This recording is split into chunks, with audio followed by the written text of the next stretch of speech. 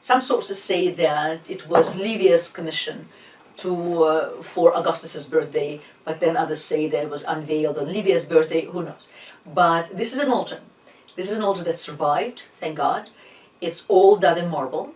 It's set originally on the field of Mars, on what's today's Via del Corso, but it was found in pieces, all put together and then deposited here, right next to the Tiber, on the east bank of the Tiber, across from Augustus's mausoleum.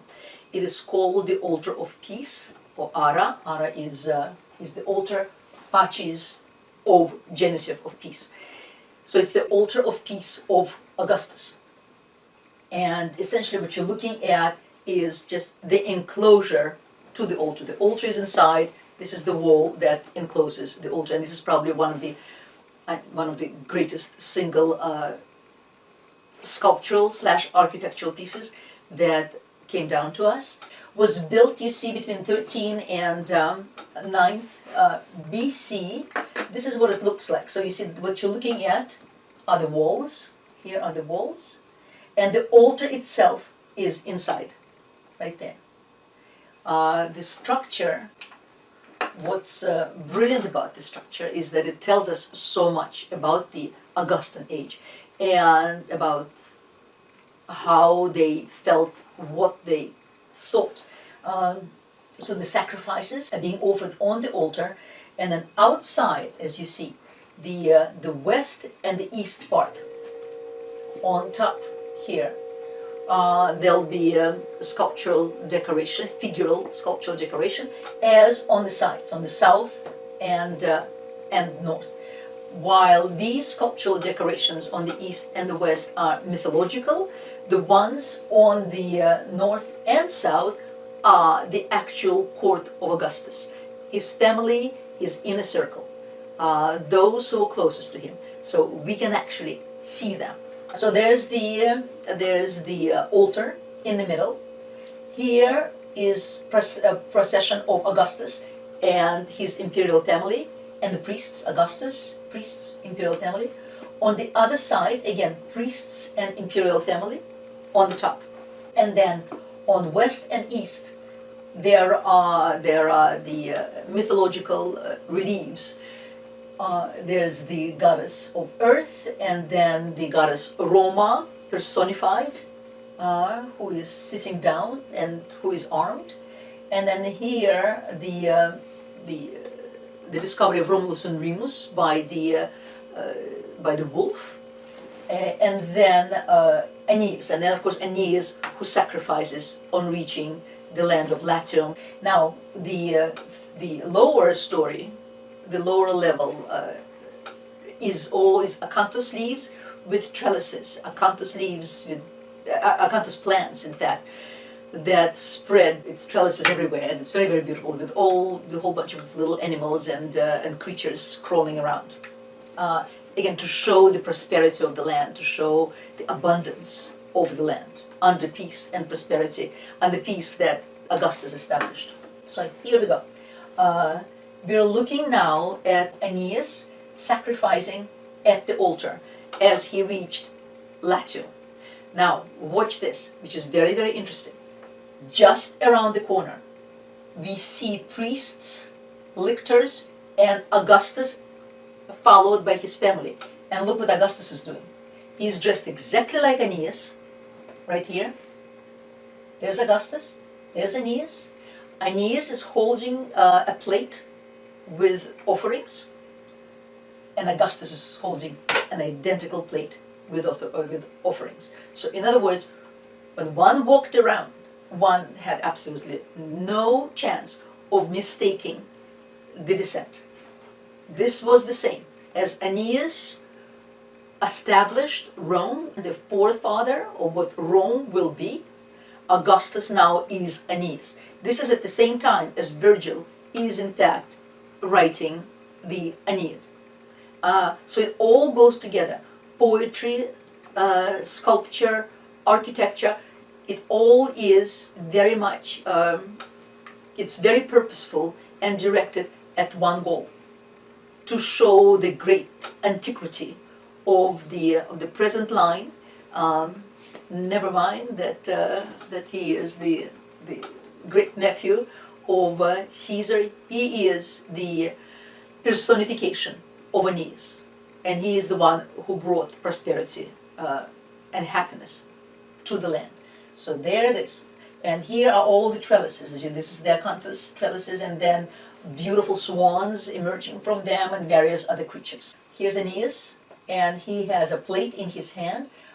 There's the future Temple of Jupiter on the Capitoline Hill, and we don't know who these two persons are, the future great men of Rome. They could be Romulus and Remus. And this is Augustus.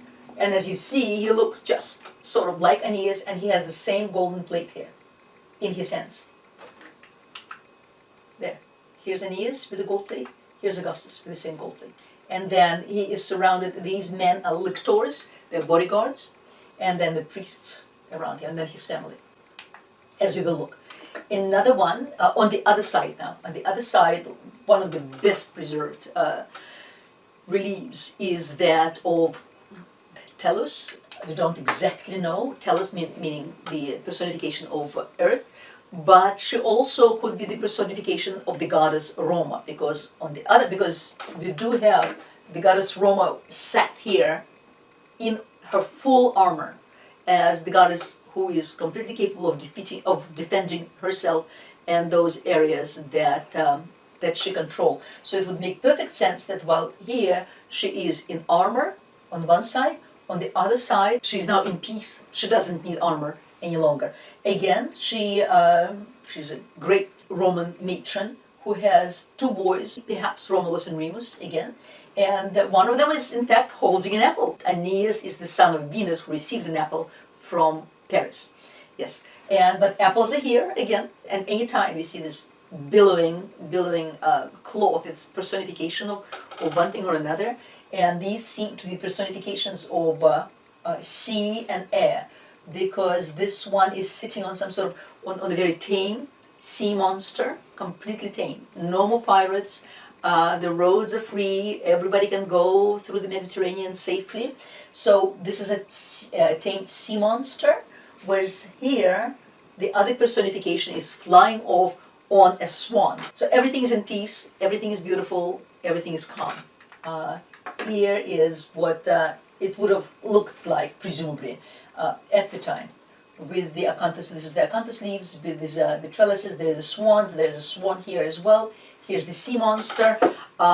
They do projections in that building as well today. So one can go there and they'll project for you what actually was there in color, as you see it here.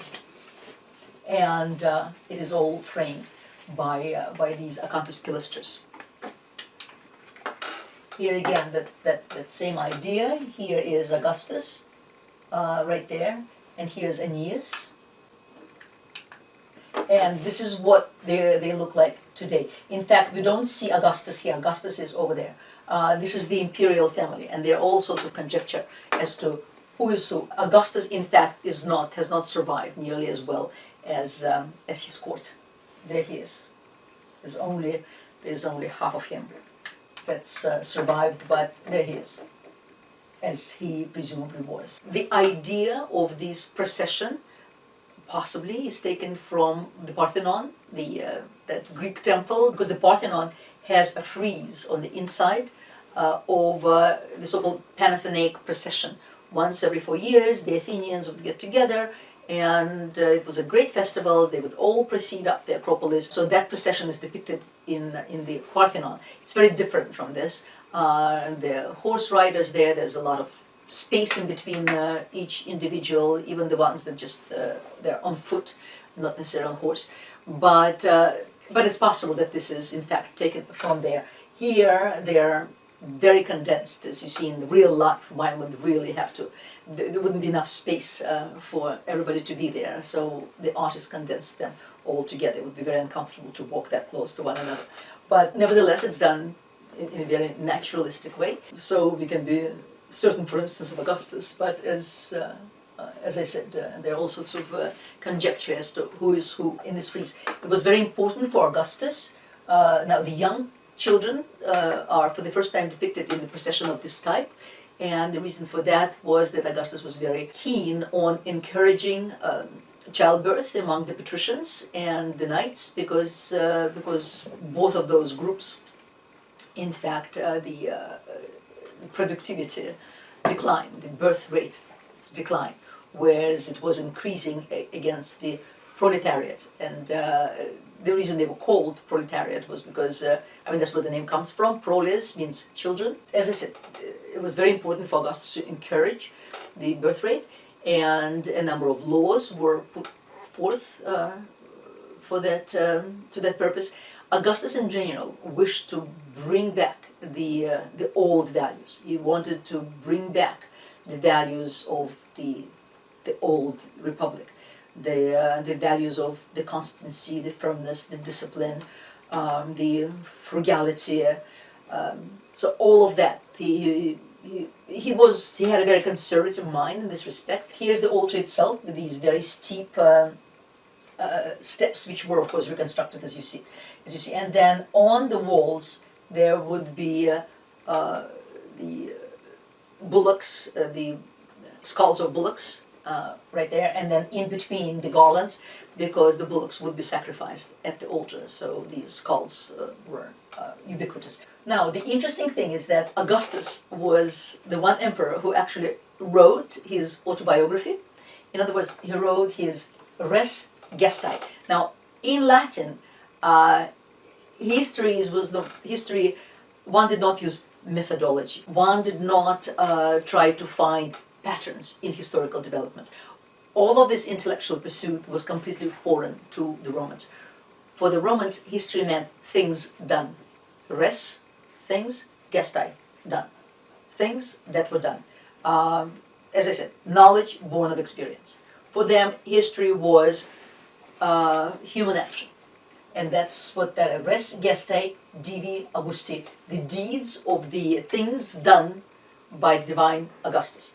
And he, in fact, wrote it, and it was inscribed in marble, and we're lucky enough to have found certain bits of it, and a very solid one, in fact, was very solid portion was found in modern Turkey, but then various other portions found everywhere, so the whole text could in fact be recreated.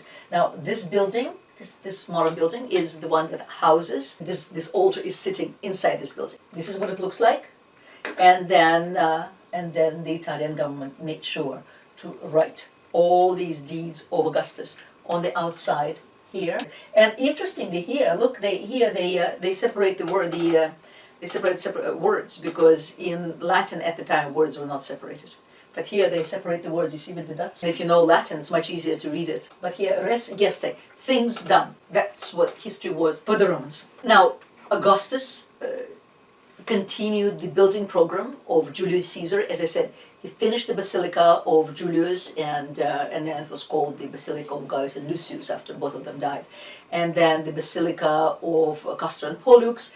He built the Temple of Julius Caesar, built the Triumphal Arch, and then another project that Caesar began was a theater to rival the theater of Pompeii. And Augustus continued building that theater, and it was called the Theater of Marcellus, who was Augustus's nephew, but he was one of the boys whom Augustus originally adopted. He was the son of his sister, so yeah. Octavius, okay. Octavius' son from a marriage before she married Mark Antony, which he then ignored in favor of Cleopatra. Right, yes. Yes. So, but Marcellus also died under strange circumstances. If you watch Claudius, you'll see the circumstances as interpreted by Robert Graves. But this is called the Theater of Marcellus. This is what it looks like today. It's used as a foundation for apartment buildings. So there are apartment buildings on top of it. It started by Julius Caesar in the year 44, but then Augustus revived the project, and the theater was built, as you see here, to rival, as I said, the Pompeian theater. Certain architectural elements that were introduced in this theater will become extremely important both in Rome and later in Renaissance. Cement, of course, was used for the radial arches and barrel vaulting that held up the cavea, because there was no natural slope there. So the cavea had to be built up with these radial vaults. But also the surface, the elevation was relieved, it was decorated with the three order of the columns. The Doric at the bottom, the sturdiest, the strongest. Then the Ionic in the middle, the more elegant. And then the Corinthian on top, even though we don't see it here.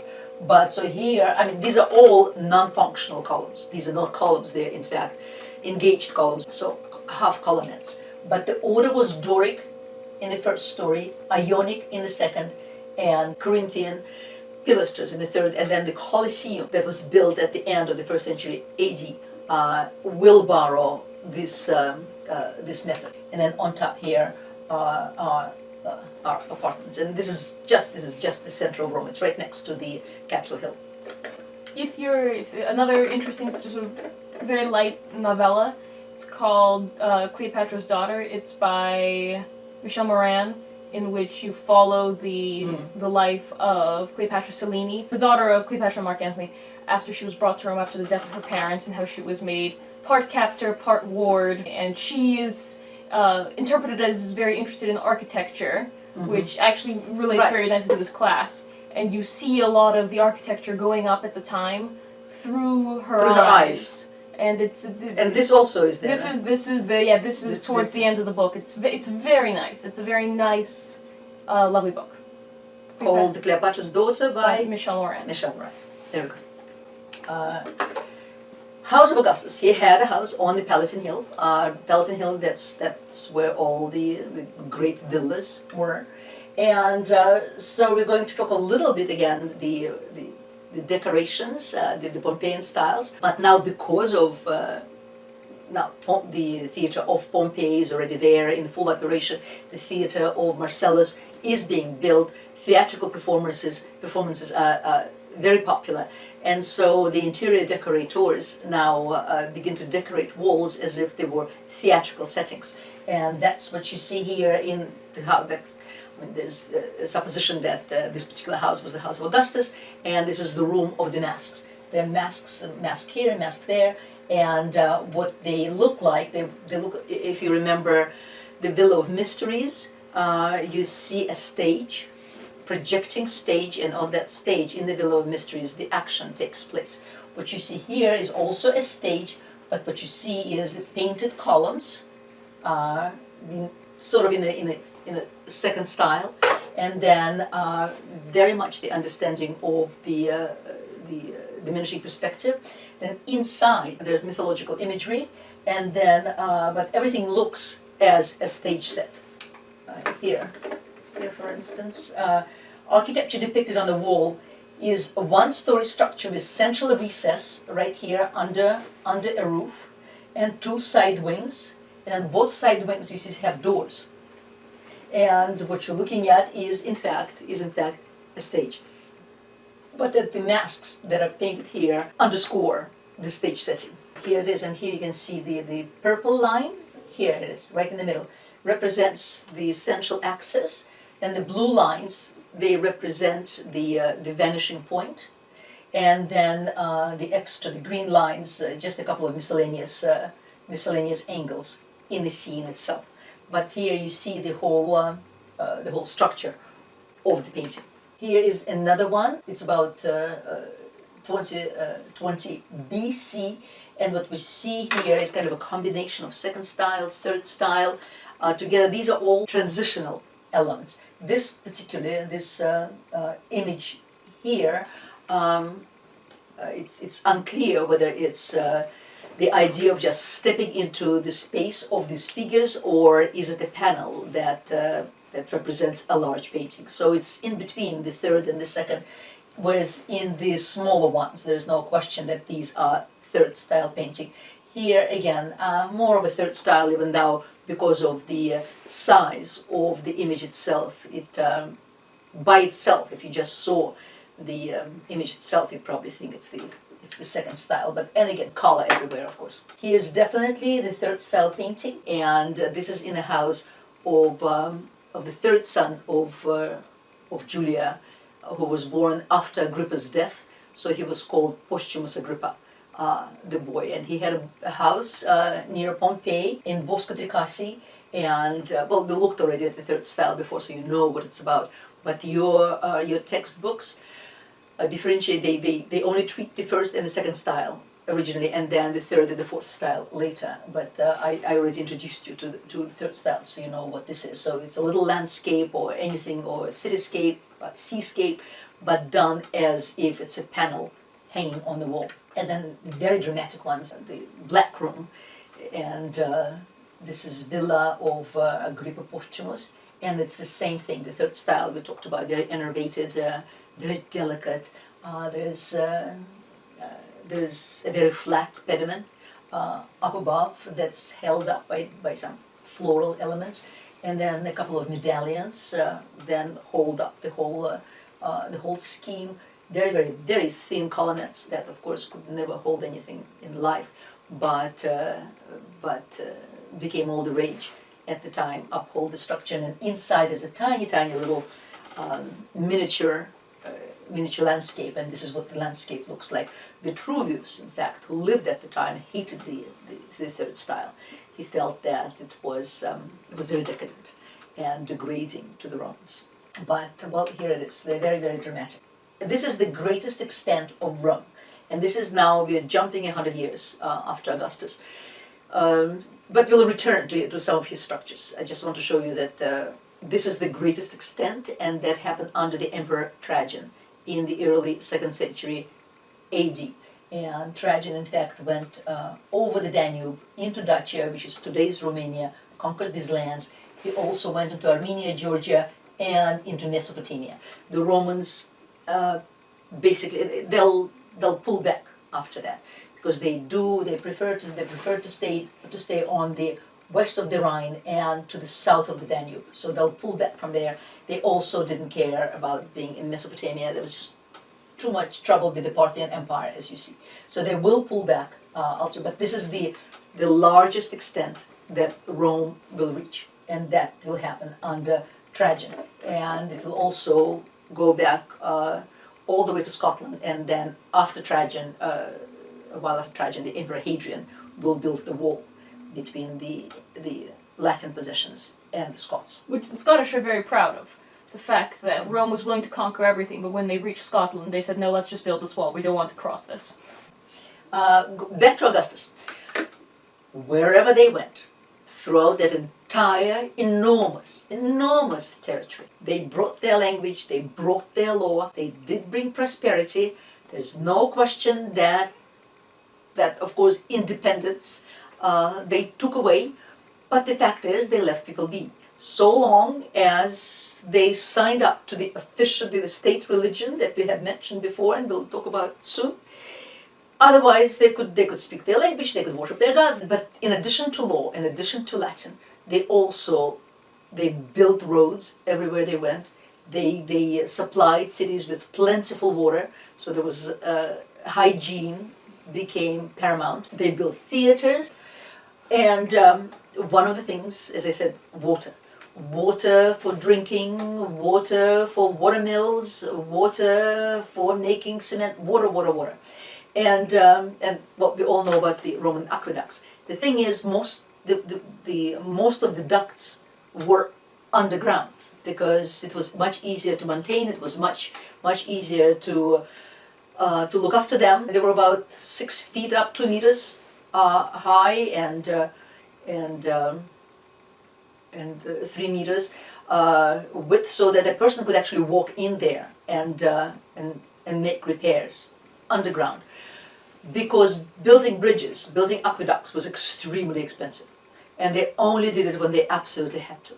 And but fortunately for us, they absolutely had to do it in a number of places, and in a number of places they survived.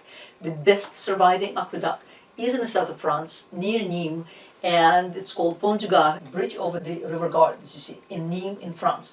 Was built presumably sometime late 1st century BC, possibly early 1st century AD, we don't know. It's a very shallow river, and in the summer very often there's just, it's completely dry.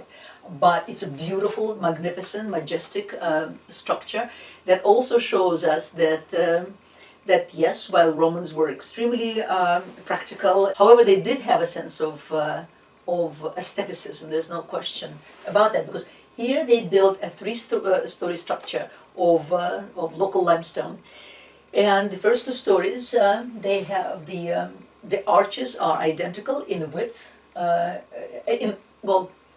in shape, but not in width, because as you see, the first story that holds up the entire structure is much wider than the second and the third story. But the shape of the arches are identical on the first and the second story, and then on top there are 3 little arches for each large one. Almost looks as if a train runs by. And but the relationship of shapes and forms is very pleasing to the eye, and as such Romans clearly did have a sense of aesthetic. And it is of course majestic. They did not employ any facing stones, so certainly no marble, but even they didn't even polish the stone, because it was much easier, in fact, to build scaffolding if repairs were needed to a rough stone than it was to a polished stone. But also the unpolished nature of it conveyed the majesty and grandeur of Rome as it swept through the lands, just as this bridge, this aqueduct sweeps through this river. Here it is. It's in France. There's Avignon right here, and Nîmes is very near Avignon. It's the south of France, and in the 19th century, under Napoleon III, a lot of French antiquities were restored, added to. So there's something about this bridge. Well, today, of course, everybody can walk across the bridge, but that was restored, rebuilt, what have you. But this is what it looks like. And here you see this is the summer, and this is when it's drought and there's no water. Children just love splashing there, because there's absolutely no possibility of drowning. They're so shallow. Another great aqueduct that's still in existence in Segovia, in Spain. Well, here's Madrid, and right to the north of it. Madrid is in the middle, right to the north is Segovia.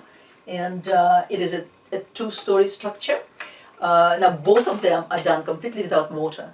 It's the weight of the rocks that holds the structure together. Today, instead of an Emperor Augustus or another emperor, today it has the niche in the center, holds the statue of the Madonna. It spans the valley, you see, and the pipe itself would be in the upper story, right there, that carried water. And water in the aqueducts was carried by gravity. There would be from 15 to 30 centimeters decline per every 100 meters, so the water went by gravity. Here it is, and you see here what happens. They were very flexible in their aqueduct building. So there's the aqueduct of Segovia, and then it turns. It makes it turn right there, and then slowly it disappears under the ground.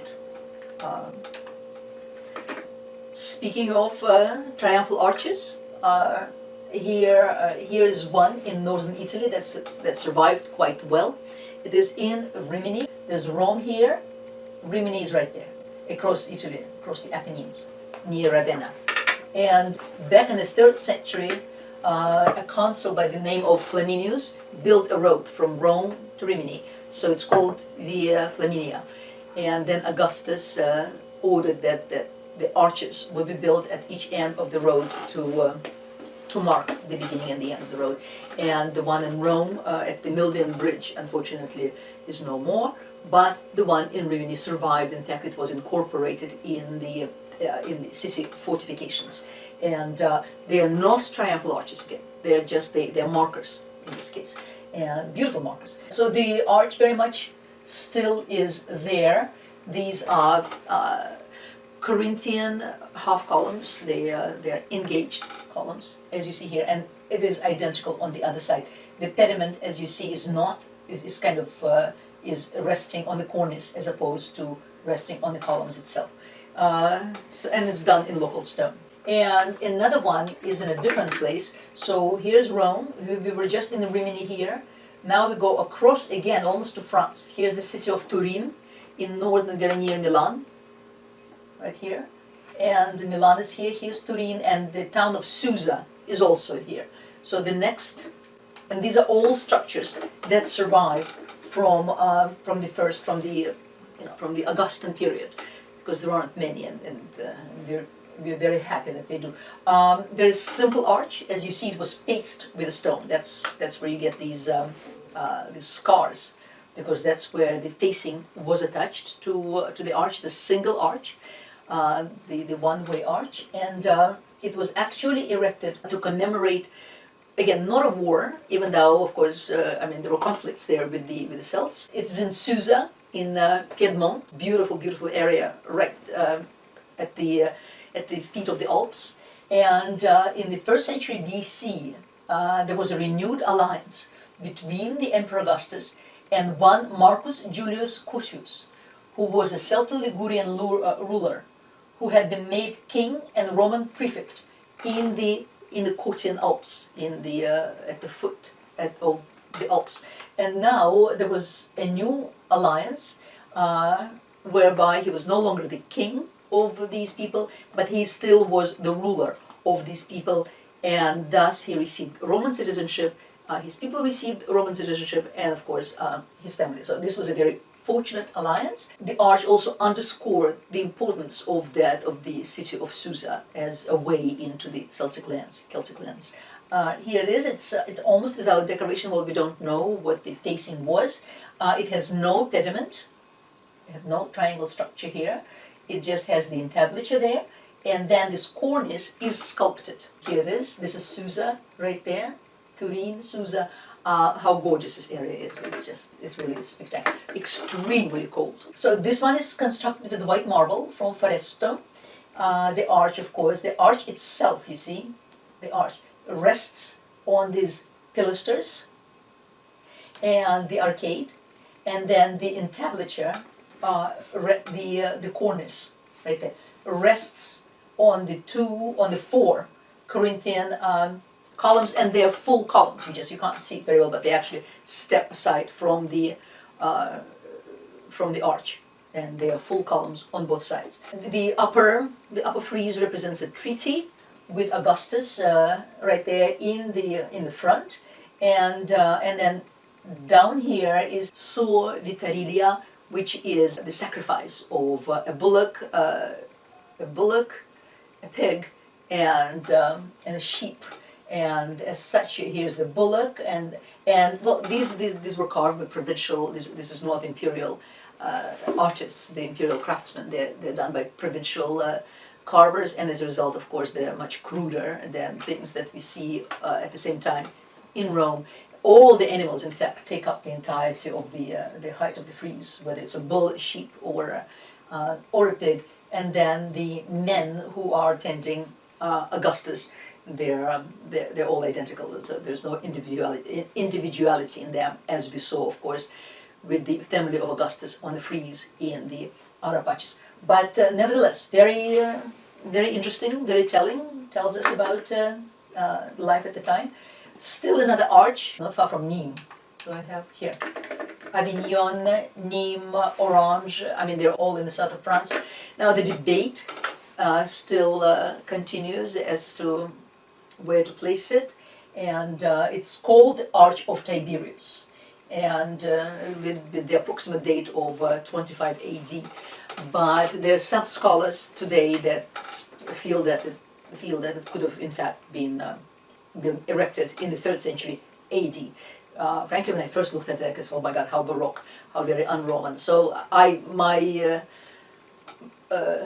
my intuition tended to place it later. Unfortunately, there were names attached, but all of that has fallen off and was lost. So as a result, there's absolutely not a single name on the arch, and that's why we can't attribute it. It is very Baroque in the sense that it's not a simple arch. It's a 3-way arch in the first place, and both the lateral and the septual way, they are both arcuated.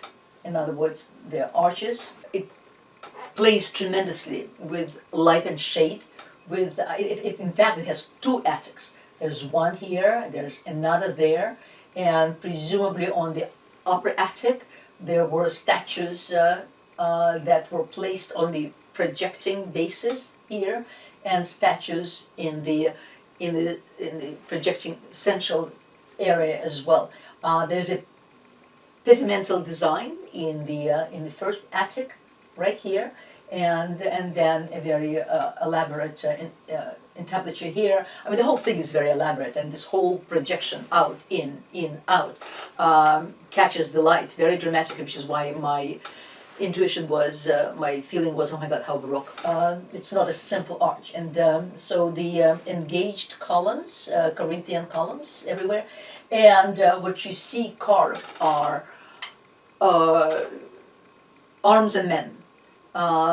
Whether it's arms or men or ships or prows of ships or the armor that men wore everywhere. It's not only right here, but it's also on the sides of the arch and in the back as well.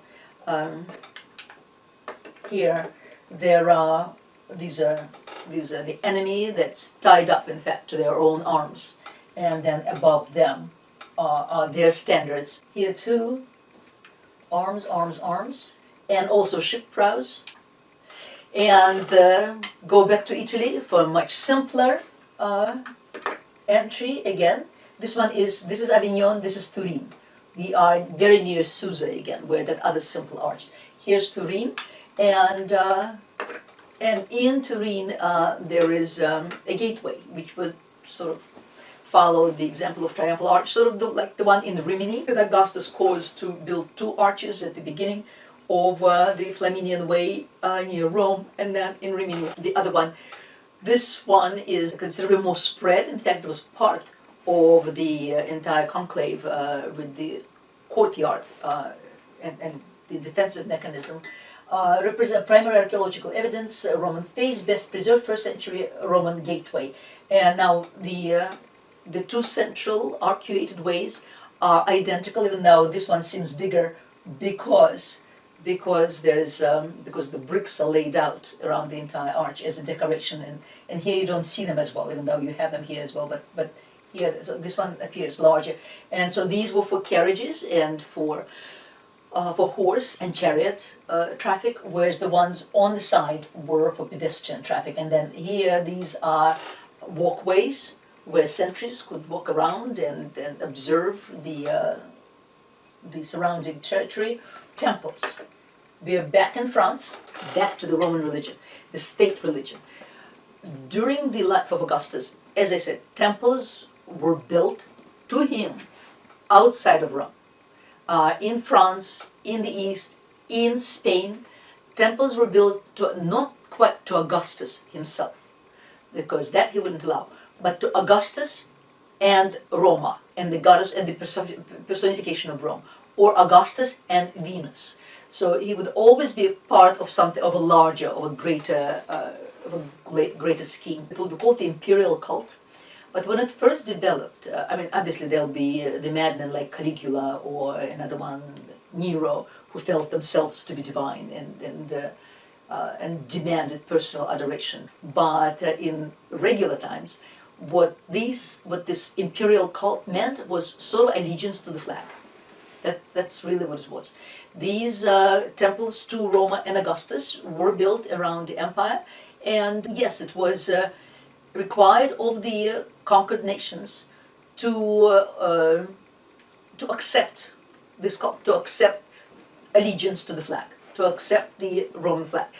Once they did that and supplied soldiers to the armies and paid their taxes, they could do as they liked. I mean, Rome really, truly was extremely lenient in this respect, and very accepting of other people's habits.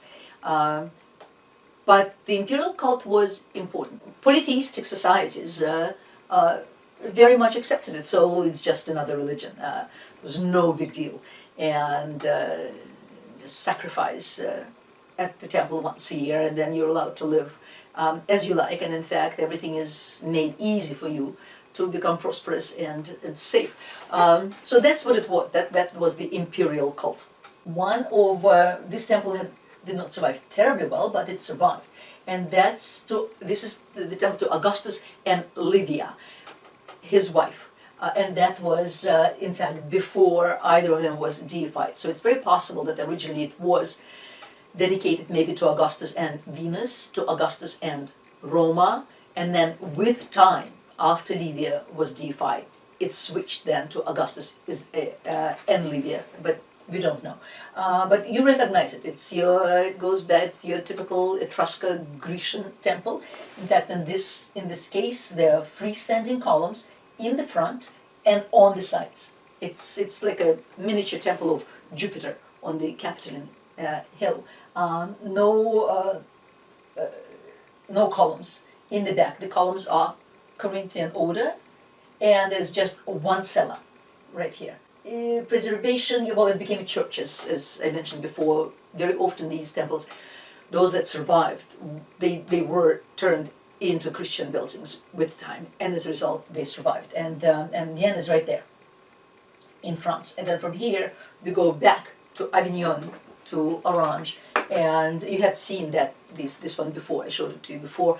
It's Maison Carrée. That's the one that Thomas Jefferson, when he saw it, he just felt that cataracts just fell off his eyes, and he knew what true art was. Ran back home and designed Monticello and designed Washington D.C.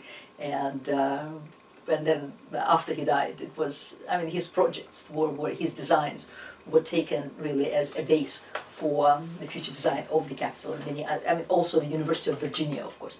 They're all offshoots of either Maison Carrée or Greek temples or the Parthenon in Rome. It's much better preserved than the one in Vienne, and called a square house. I mean, it's not really square, but southern France, well preserved and described. And it just answers all the descriptions that Vitruvius put down in his 10 volumes on architecture. In this case, the lateral columns, and it goes all around this time, but they're engaged columns. They're not functional columns, weight-bearing columns. Here, these are the weight-bearing columns. They are Corinthian. The design on the cornice there is a floral design, so it's not a figural design. Here it is. This is what it looks like, and this is from the back. So you see, it's just a beautiful, fantastic example of Roman architecture at the time. In fact, because it resembles the temple of Mars Ultor in the form of Augustus. It resembles it so much that some scholars believe that once the craftsmen and the stonemasons were done with the temple of Mars Ultor in the form of Augustus, perhaps they came now here to build this temple, and the architects as well, because they're very similar. And here you also saw that there's only one cella. There's also only one cella in the one in Vienne, and there's one cella here, and this is the elevation, as I see, the way a building looks. Whether on the interior you look up at the elevation in the cathedrals, for instance, and the same with the temples. The elevation here consists of a base, then the columns, then the cornice, then the pediment. So that's the elevation of Maison Carrée. And now we go again with the Romans. It's from temples to aqueducts to theaters to sculpture. I mean, they brought it everywhere. Actually, the place to visit around Avignon is a fantastic place to visit, because all the areas around are just full of Roman antiquities and Greek antiquities as well. Very, very beautiful, and just the place is gorgeous. I mean, it's the south of France, of course. In Orange, the one of that very Baroque arch that we saw, covered with ornaments. One of the great buildings in Orange is the Roman theater, and the theater where the backdrop has survived. I mean, minus, of course, all the columns and all the decoration and all the statues. All of that didn't, even though our statue of Augustus, or a very similar one, is now placed in one of its niches. But the seats had been all restored, redone, and it is on a regular basis. It is used in the summer for performances. And here, as you see, there's the statue of our Augustus. This is the backdrop, and here's a full theater during one of the performances. And of course, when you sit up above, you can also see the area around, which is lovely. Um, very many theaters had these columnal fronts, and this one, now we are in Spain. We came from here. We came from Orange, which is about here. We come to all the way to Spain, and it's not far from Portugal. And that is Merida, and there's both a theater and an amphitheater in Merida, because the Emeriti were retired Roman soldiers, and Augustus in fact founded this colony in Spain specifically for the retired, for the soldiers who were Emeriti, and it was called Augustus Emeriti. Now it's called Merida because of that. And this was all restored from the columns, of course, that had fallen. Here, the seats have definitely been restored because it's being used today on a regular basis for performances. Now, these sort of beautiful fronts are used in many Roman theatre. They're 2 stories, and it's also sort of a Baroque design where the columns project and recede, and as such develop a pattern of catching the light and of great picturesqueness in the back view. And then you see there must have been some pediments, because here's the round pediment right there, and then different marbles. And here, this you see here with the performances going on. This is the amphitheater in Merida. As I said, the Greeks did not really accept amphitheaters, but everywhere else the Romans brought them. Still another arch, and this time it is in Croatia, right here. Another absolutely stunning places to go. The coastline is gorgeous, the sea is beautiful and warm, beautiful. So there is the Arch of the Sergi, and this one is actually a funerary monument, because it was built, in the beginning of the 1st century by Salvia Posthuma Sergia, and it commemorates her 3 brothers and how wonderful they were. It stood behind the original naval gate of the early Roman colony, and the Sergi were a powerful family of officials in the colony, and they in fact retained their power for centuries. Under the arch, right here, there's an interesting design of an eagle carrying the snake up. Otherwise you see coffers, the regular coffers with rosettes inside. We're back to funerary monuments, and we'll talk about them in the future as well, because they're actually important remains, and particularly because they're so individual. Here's an extremely interesting one, and this one again is near Orange, near Avignon. It's in Saint-Remy. There is a mausoleum in Saint-Remy of the Julii, who were the provincials, but then were given the Roman citizenship, and as a result took on the name of the Julii. It dates back to about 40 BC, to the middle of the 1st century BC, and one of the best preserved mausoleums. I think it should be cleaned by now. Maybe I should look, maybe it has been cleaned. Now there's a dedication on the architrave of the building, and it says Sextus, Marcus, and Lucius Julius, sons of Gaius, to their forebears. So up above there are actually 3 statues of the men, and then what you see here, so the very first story sort of looks like a sarcophagus, and in fact it is carved as a sarcophagus with various scenes. And then the second one, this is the type of a triumphal arch also, or a cross arch, the 4-way arch that the Romans developed in many cities, and which marked the crossing of the 2 roads. So it's a 4-way arch right here, and then on top is something that looks like a temple.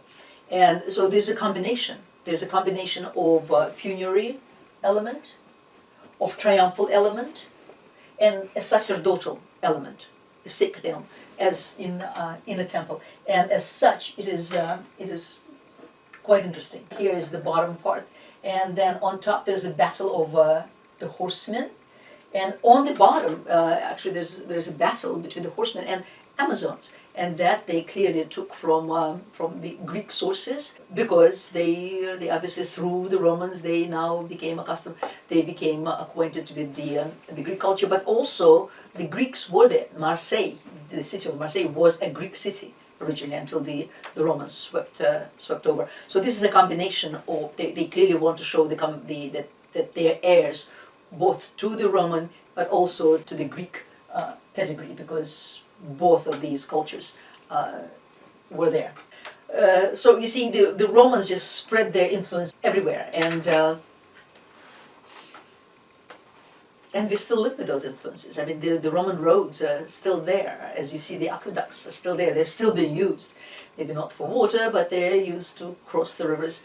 They're used for whatever purposes.